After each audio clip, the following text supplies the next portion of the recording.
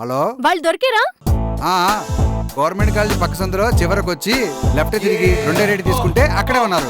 Thank you SI గారు, వచ్చేస్తున్నా. అవును, ఎస్ఐకి బీటీ కనిపిస్తే అడ్రస్ ఇచ్చేస్తాడేమో. వద్దని అర్జెంట్ గా చెప్పాలి.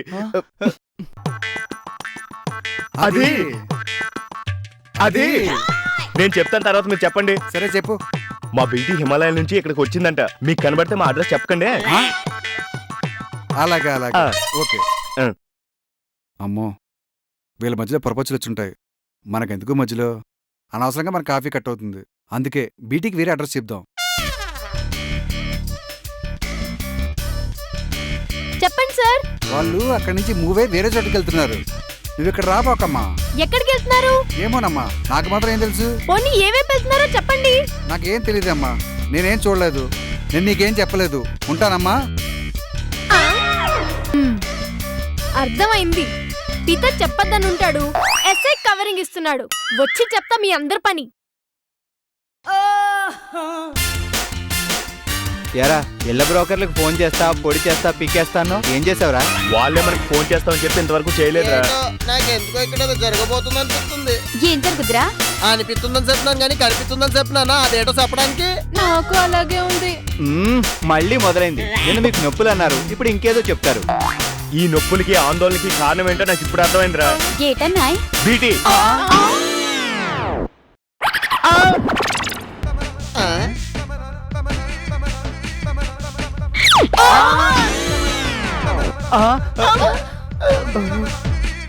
అన్నయ్య బీటీ. ఇంకా నవ్వలేదేంటి? బీటీ మారినట్టుందిరా. బీటీ యొక్క మారడం అంటే తీవ్రవాదుల దాడులు మానేసి జనజీవన స్రవంతిలో కలిసిపోయినట్టే. ఈ డ్రెస్ లో పోతున్న దేవతలా ఉన్నాడు. డౌట్ లేదురా, బీటీ సన్యాసినిగా మారి శాంతమూర్తి అయిపోయింది. మనం ఇంత పొగుడుతున్నా చెల్లించలేదంటే ఖచ్చితంగా బీటీ మారింది. చాలు, నా జీవితానికి ఇది చాలు. నాకు చాలద్రా పిచ్చి పీత. ఏరా, బీటీలో మిమిక్రీ చేస్తున్నావా? ఓసారి అటు చూడు.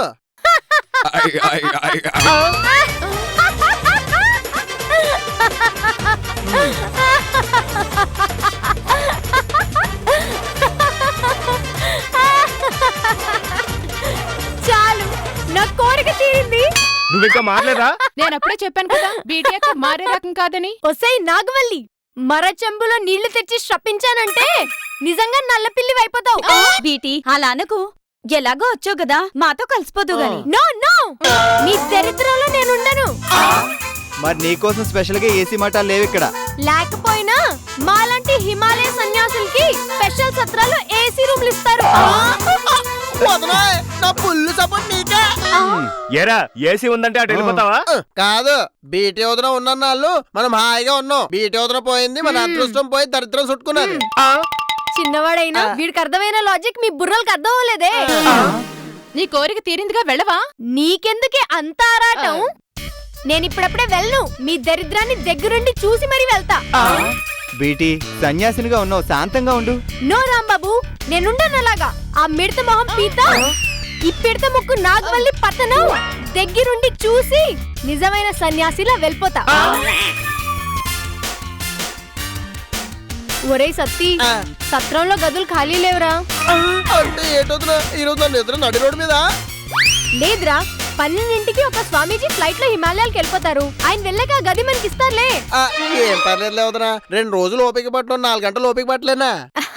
అప్పటి వరకు ఇక్కడ కూర్చుందా?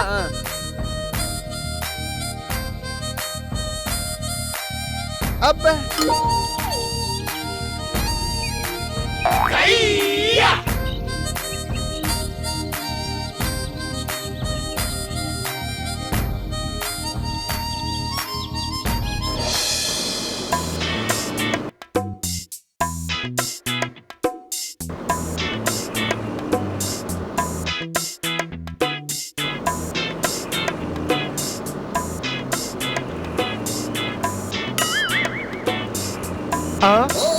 Hold on. ఏమైందిరా?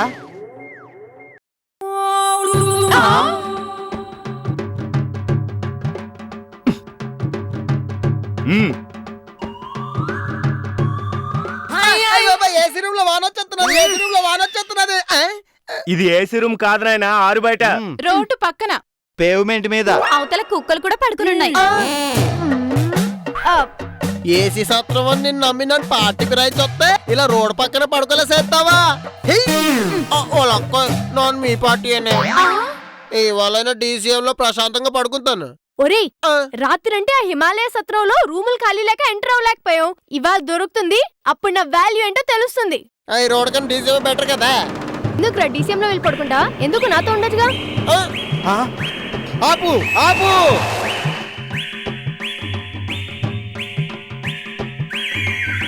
అమ్మా హిమగిరి మాత, బాగున్నావా తల్లి? ఓ ఎమ్మెల్యే గారు, మీరా? ఎలా ఉన్నారు? మీ దయవల్ల బాగానే ఉన్నానమ్మా. మీరన్నట్టుగానే నా పేరు మంత్రివర్గంలో తీసుకునే విషయం పరిశీలనలో ఉంది. అదే మరి మా నోటి చలవంటే. ఈవిడి గారికి ఉంది నోటు దోలు కదా, చాలా ఉంటుందేంటి? ఆ నోటి దోలుతో చెప్పిస్తే ఈ ఎమ్మెల్యే కలిసి వచ్చి ఉంటది. అదే నోటి చలవ అనుకుంటున్నాడేమో. ఏమైనా బీటీ రేంజ్ నిజంగానే మారింది రాంబాబు. మీరు హైదరాబాద్ వస్తే ఒక మాట చెప్పమన్నానుగా మాత. ఇలా రోడ్డు పక్కన ఉన్నారేంటి? పదండి, స్టార్ హోటల్లో సూట్ రూమ్ బుక్ చేస్తాను. నన్ను ఈ పార్టీ అవుతున్నా. వీడప్పుడే పార్టీ మార్చేశాడు. ఎవడరా నువ్వు మా హిమగిరి మాత పక్కన నిలబడ్డా? ఆగండి ఎమ్మెల్యే గారు, వీడు నా శిష్యుడే. వీడు మీలాగా అప్పుడప్పుడు పార్టీ ఫిరాయిస్తూ ఉంటాడు. మీరు చాలా మంది విఐపీలకు జ్యోతిష్యం చెప్పి అనుగ్రహించాలి మాత. మాకు నిధులు కావాలి. అయ్యో, దానికేం తక్కువ. మీరు చెప్పే జోస్యం ఫలించాలే గాని కొన్ని కోట్లు వచ్చి పడిపోతాయి. రండి, మా ఇంట్లో మకాం పెడతారు గాని. నో, నేనెక్కడుంటే అదే నా మకాం. నేను కొంతమందిని ఫాలో అవ్వాలి. వాళ్ళు నా పవర్ ఏంటో తెలుసుకోవాలి, నా దారికి రావాలి. అంటే ప్రస్తుతం మాకు తిరగడానికి ఏసీ కార్ కావాలి. నా కారు తీసుకెళ్ళండి మాత. ఒక్క నిమిషం. రాయ్, కారు మేడంకి ఇచ్చి మనకి ఆటోని బిలు. ఇప్పుడు వెతుక్కోండి ఇల్లు ఎంత చక్కగా దొరుకుతుందో. మేం ఏసీ కార్ లో ఫాలో అవుతూ చూస్తాం.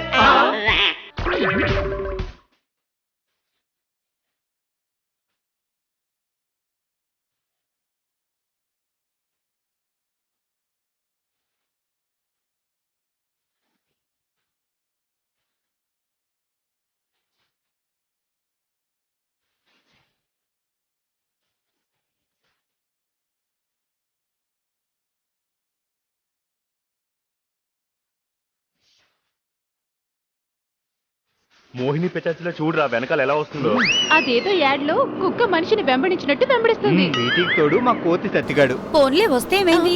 గంగా నీకు అర్థం కావట్లేదు. మన దౌర్భాగ్యం చూసి నవ్వడానికే కదా వాళ్ళిద్దరూ మన వెంట తిరుగుతున్నారు. ఇవాళ ఎలా అయినా ఇల్లుని పట్టేయాల్సిందే. ఒరే రాంబాబు, రెంట్ ఎంతైనా పర్వాలేదురా. టూలెట్ బోర్డు ఎక్కడైనా కనబడితే చాలు వెళ్ళిపోదాం. రాత్రిళ్ళు ఎవరిస్తారన్నాయి?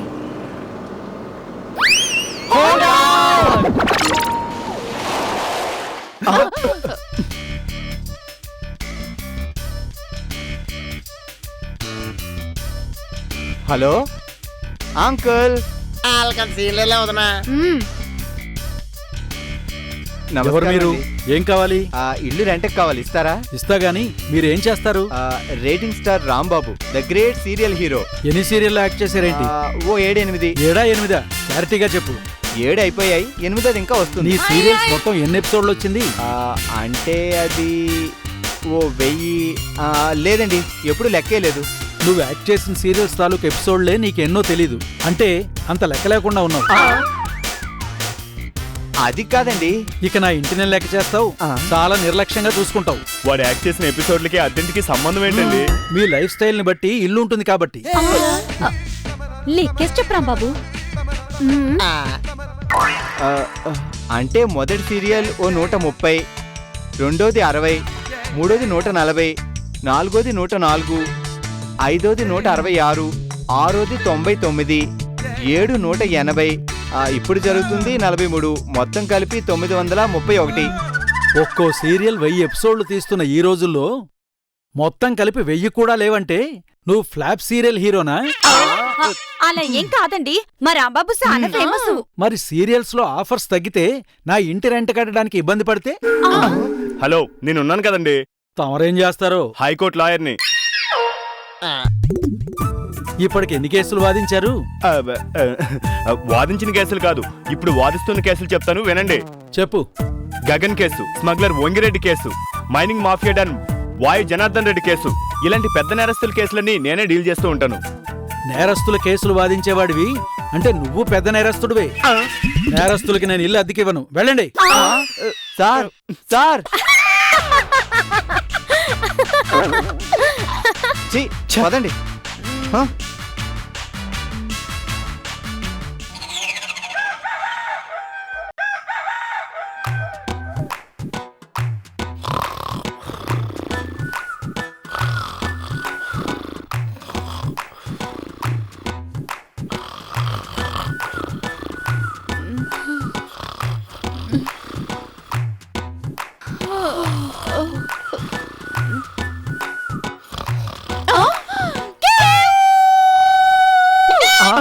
అబ్బా, ఏంటి పొద్దున్నే అంత పోలి కేక పెట్టారు? మనం ఎక్కడున్నావో చూడండి.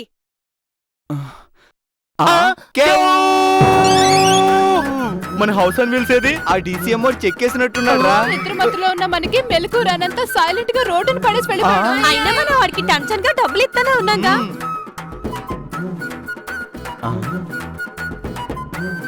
ఆ ఇచ్చిన డబ్బులకి రసీదు ఇక్కడ పెట్టి వెళ్ళినట్టున్నాడు. నా టెనెంట్ కాని టెనెంట్కి నమస్కారం. ఇల్లు కాని ఇల్లు నా లారీకి కేరళ లోడింగ్ తో ఉన్న అతిపెద్ద బేరం ఒకటి వచ్చింది. చెప్తే వెళ్ళనివ్వరు. సెంటిమెంట్తోనూ లాయర్ చెప్పే సెక్షన్లతోనూ మీరు నన్ను వదలరు. అందుకే అర్ధరాత్రి మిమ్మల్ని నడి రోడ్డు మీద వదిలేసి నాకు నేను స్వాతంత్రం ప్రకటించుకొని వెళ్ళిపోయా. చిత్తగించవలెను. ఇట్లు లారీ డ్రైవర్ పర్వతాలు. ఎవడి మట్టుగాడు తెలివితేటలు చూపించేస్తున్నావు అనుకుంటున్నారా? పోతే పోని, వాడు కాకపోతే ఇంకొకడు. అంటే ఏంట్రా, మళ్ళీ ఇంకో లారీ వెతకమంటావా? అంతేగా మరి. అంతేగాని ఇంకో ఇల్లు మాత్రం వెతికి పట్టనంటావు.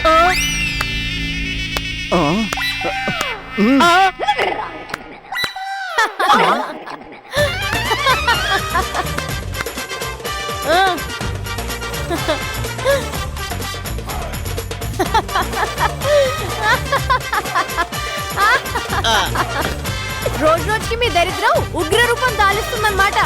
ఈ రోజుకి ఇలా నడి రోడ్డు మీద పడ్డారు. మూలుగుతున్న నక్క మీద తాటికాయ వేస్తాడా మానుకోబెట్టి. ఆ తాటికాయలతో కూడా తాటి తాండ్ర చేసుకొని తింటారని. రేయ్, పార్టీ పిరాయించు నువ్వు మా మీదే సెటిల్ వేయడానికి తయారయ్యావా? ఇక్కడి నుంచి మీ పరిస్థితి మురుకాలలోకి మారకముందే మీరు మారండి. ఈ నాగవల్లిని తరివేయండి. ఈ అదృష్టాన్ని తిరిగి తెచ్చుకోండి. దొంగ సన్యాసుల అబద్ధాలు చెప్పి భక్తిని క్యాష్ చేసుకున్న నీకంటే నీతి నిజాయితీగా నడి రోడ్డు మీద ఉండటమే బెటర్. నాగవల్లి కరెక్ట్ గా చెప్పినది. నువ్వు వాళ్ళ మాట వినమాక వీడియోతో పక్కొచ్చే. నా పతిదేవుడు ఎక్కడుంటే నాది అక్కడే. నా మిత్రదేవుడు ఎక్కడుంటే నేను అక్కడే. నా నాగదేవత ఎక్కడుంటే నేను అక్కడే. నా బీటీ అక్క ఎక్కడ ఉండకపోతే నేను అక్కడే. ఓహో, అయితే ఈ కాషాయం వదిలి నేను ఇక్కడే ఉంటాను.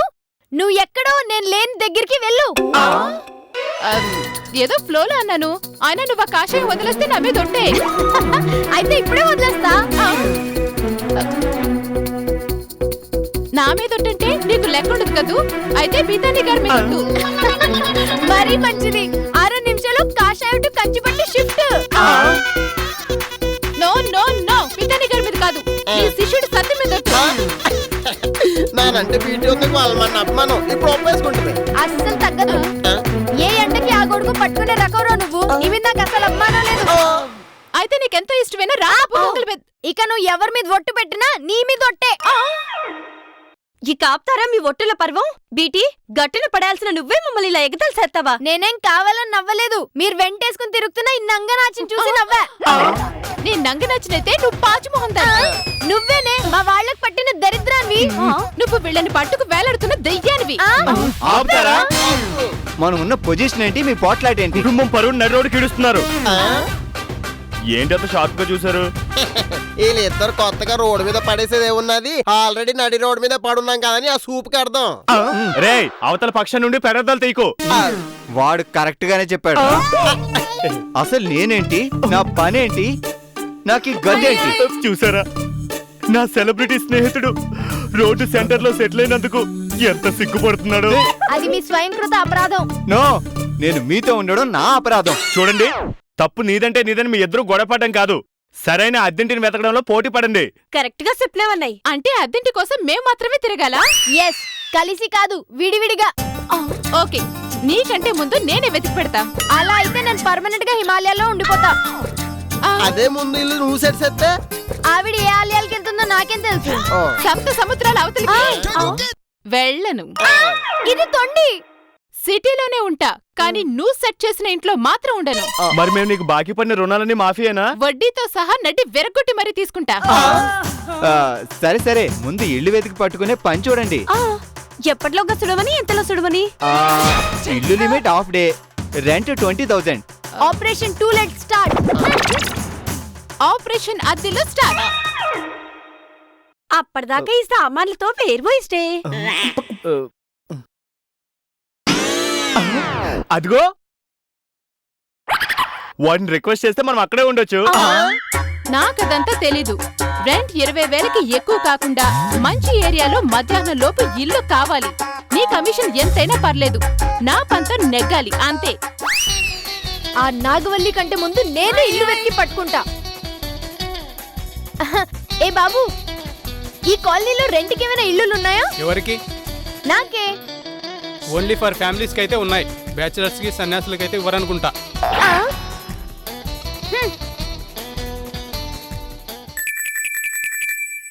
నా టెంట్ లోపల కూడా టెనెంట్స్ వస్తారని ఊహించలేదు. మీ నడుము నొప్పికి మా మూలికా వైద్యమే విరుగుడు, మోకాల నొప్పులకు కీళ్ళ నొప్పులకి తాంత్రిక తైలమే తీర్పు, పార్సు నొప్పి పొట్ట నొప్పిని పాతాళాలను నెట్టే పాపహరిణి మా మూలికా వైద్యం.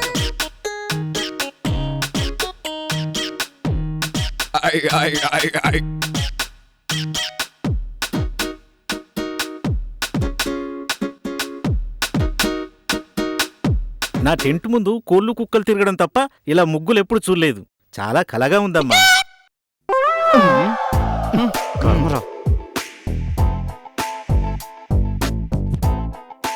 ఏంటి వేళకోళంగా ఉందా? ఏంటి గంగా ఇది? ఎక్కడ పడితే అక్కడ ముగ్గులు వేయడమేనా? ఆ డీసీఎం లారీ ఇంటికన్నా ఈ టెంట్ ఇంటి ముందు ముగ్గేయడం ఏం తక్కువ కాదులే. రే, మూసినది ఒడ్డుని కాపురం పెట్టినా గంగ ముగ్గేయడం మాందగాని నువ్వు పద. రే, ఆ మురికి నోటిని 30 పుల్లలతో తోమినా శుభ్రం అవదు గాని నాకేమన్నా ఫోన్లు వచ్చాయా? మీ సీరియల్ మేనేజర్ ఫోన్ చేసినాడు, ఆ? షూటింగ్ ఉందంట, ఆ? ఇంటి పంపించే ముందు ఫోన్ చేస్తానన్నాడు. అమ్మయ్యా, మొత్తానికి షూటింగ్ ఉంది. ఈ నరకం నుండి కాసేపు రిలీఫ్. వస్తే చెప్పు మళ్ళీ. ఆ? ఆ. హలో, హలో రాంబాబు గారు, మీ షూటింగ్ రెడీ అవుతున్నాడు, పర్లేదు నాకు చెప్పండి. బండి పంపించాను, ఇంటి అడ్రస్ మారిందని డ్రైవర్ చెప్పాడు. ఏ ఏరియా చెప్పండి. ఏరియా? ఇది ఏరియా అంటే ఇదిగా బాబు, ఇది area Begumpet, Begumpet, lake view apartments కి వెళ్లే దారిలో. లేక్ వ్యూ అపార్ట్మెంట్స్ లోనా? కాదు, వెళ్ళే దారిలో. హిల్ వ్యూ అపార్ట్మెంట్స్ దాటిన తర్వాత. ఈ ఇల్లు వ్యూ అపార్ట్మెంట్స్. ఓ, అపార్ట్మెంట్ లోనా? కాదు కాదు, దాటాక.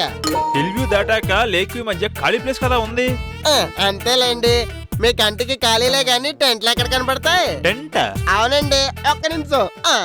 నీలగిరి తైలం పట్టు తాళం కొట్టు ఆయుర్వేద మూలిక గూలికల శిబిరం. ఎవరికి అంత కష్టపడి అడ్రస్ చెప్తున్నా? మీ సీరియల్ మేనేజర్ కి బావా.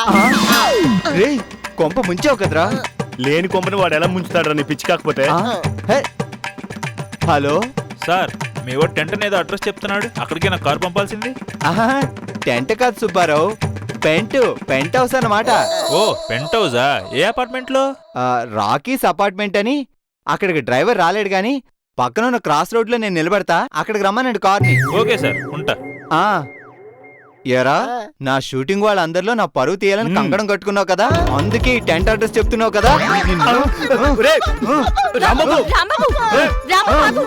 సామాన్లతో నడి రోడ్డు మీద పడుతున్నప్పుడే పోయింది మన పరువు. ఏదో నేను చూపించిన ఈ టెంట్ లోకి మారడం వల్ల మన పరువుకు మళ్ళీ పునాదులు పడ్డాయి. పెద్ద ప్యాలెస్ లోకి వెళ్ళాక పరువు పదిలంగా ఇంటిపెట్లో ఉంటదా? ఏం బాబు, ఈ టెంట్ లో ఉండడం నామోషిగా ఉందా? లేదు బాబు, చాలా హాయిగా, ఎంతో ఉల్లాసంగా, ఉత్సాహంగా ఉంది చూడు. అదంతా నా మూలికల వాసన మహిమ. బాబు, నీ మూలికలకు నీకు నమస్కారం. మరో 2-3 గంటల్లో మాకు ఇల్లు దొరకబోతుంది. మేము అందులోకి షిఫ్ట్ అయ్యేదాకా షెల్టర్ ఇచ్చినందుకు చాలా థ్యాంక్స్. అర్థమైందిగా, నీ వ్యాపారం నువ్వు చేసుకో. పీతరనే, నీ పట్టల వ్యాపారం కూడా పక్కనే పెట్టుకో, చాలా బాగుంటది. ఏంటి లీడర్ గారు పచ్చళ్ళు అమ్ముతారా? రే, ఎవరి దగ్గర ఏం మాట్లాడాలో ఇంకా తెలియదురా నీకు? పంచి చిరిగేలా కొడతా. సింపేది ఆల్రెడీ తిరిగే ఉన్నది. హలో హలో సార్ నేను క్యాబ్ డ్రైవర్ మాట్లాడుతున్నా మీ ఇంటి అడ్రస్ చెప్తారా సార్? ఆ, మాది టెంట్ అని మీకెవరు చెప్పారు? టెంట్ ఏంటి సార్ ఇంటి అడ్రస్ అడుగుతుంటే? ఓ ఇల్లేనన్నావా? సరే సరే, నువ్వు కనుక్కున్నా రాలేవు మా ఇంటికి. అంటే స్లమ్ముల్లో సందుల్లో ఉంటుందా? ఆ సీఎం ఇంట్లో ఉంటుంది, నీకెందుకయ్యా? నేను ఆ హైటెక్ క్రాస్ రోడ్కి వస్తా, అక్కడ ఎక్కించుకో. గంగా, నేను షూటింగ్ వెళ్ళొస్తా. అయ్యో ఎంత కష్టం వచ్చింది రాంబాబు. నేరుగా ఇంటికొచ్చే కారు ఎక్కాల్సింది, ఎదురెళ్ళి దారిలో ఎక్కాల్సి వస్తుంది. ఎట్లాంటి కష్టం వస్తుందో నాకు కల్లో కూడా అనుకోలేదు. ఎవడో చచ్చినట్టు ఎందుకు ఏడుస్తున్నావు? రేయ్, బీటీ నాగవల్లిలు ఎంత ప్రయత్నం చేస్తున్నారో నాకు తెలీదు. మీరు కూడా ఖాళీగా కూర్చొని ఏడవకుండా ఇంటి ప్రయత్నాలు మన బడ్జెట్ లో చూసి ఆడవండి. జరుగా బాయ్ బావా.